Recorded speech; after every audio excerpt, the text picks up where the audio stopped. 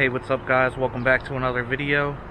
So I just picked up a used AEM fuel rail. We're going to install that on the car today. The only problem with it is it's anodized red, so it's kind of pink now. So basically this is what it looks like.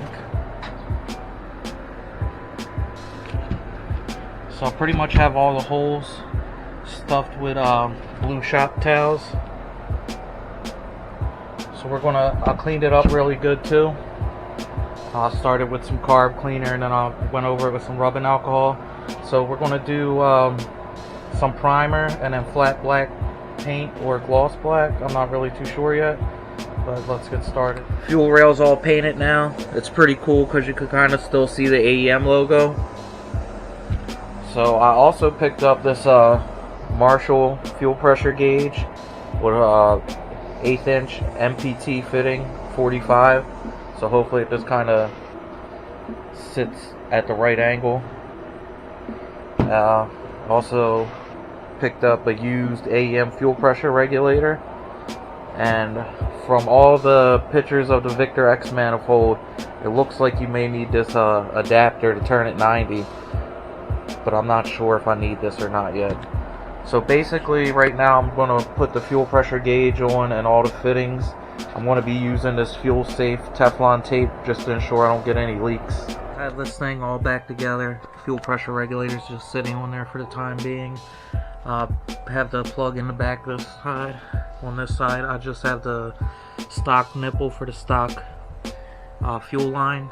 Maybe in the future I'll go AN. But we're going to go put this on the car right now. To get started on this install, first thing I like to do, crack the fuel cap loose to relieve some of the pressure. I'm going to come over here. I'm going to loosen up this 12mm bolt. Make sure you have some rags because fuel will leak out. And I'm going to come over to this area here, take this off. This is a 22. Get that off. Loosen the 3 bolts on the back of the fuel rail here. They're usually 10s, mine are Allen keys now. Unplug the injectors and then just pull the fuel rail out, disconnect the 2 hoses, and we should be good to go.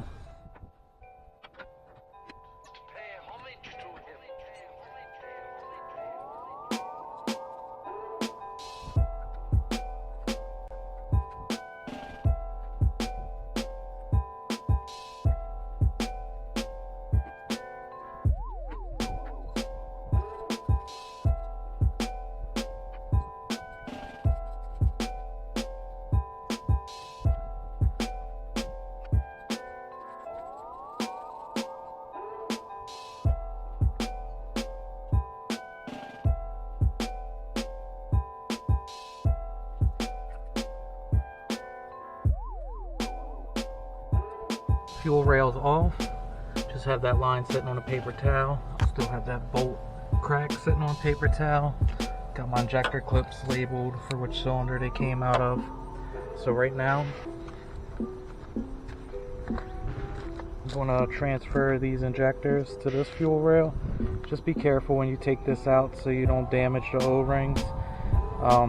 That is one thing that you might have to change. I'm going to risk it and try to salvage them, considering I don't drive this car every day, but if I do need to order some O-rings, I'll do that. It's best to order them off of eBay or Amazon, because if you go to the auto parts store, I already priced them out.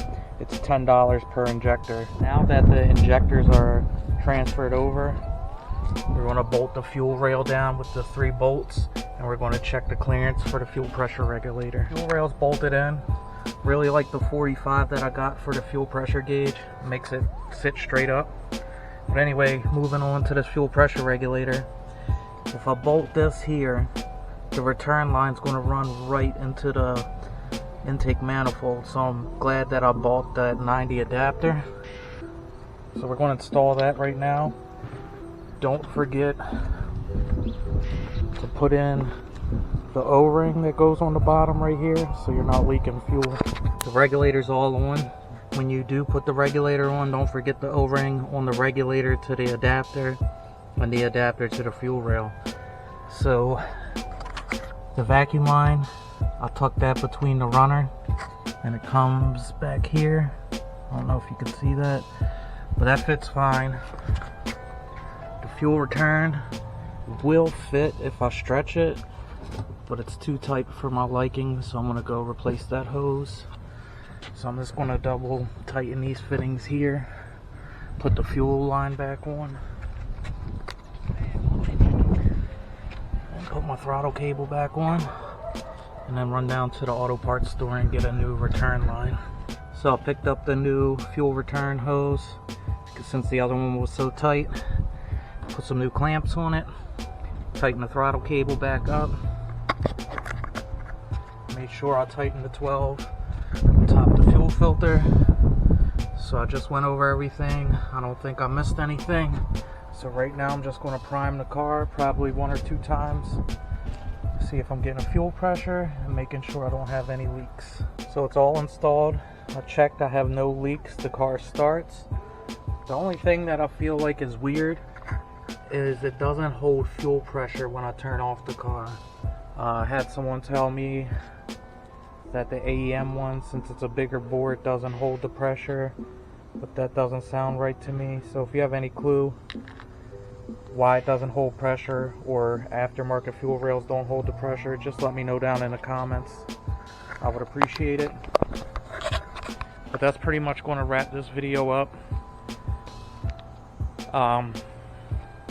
The reason I installed the fuel rail and the gauge is because I wanted to have adjustable fuel pressure for the future, and fuel gauge always helps with fuel pressure, just in case your pump's dying down and it's not putting out the pressure it should be. You'll have a visual indication.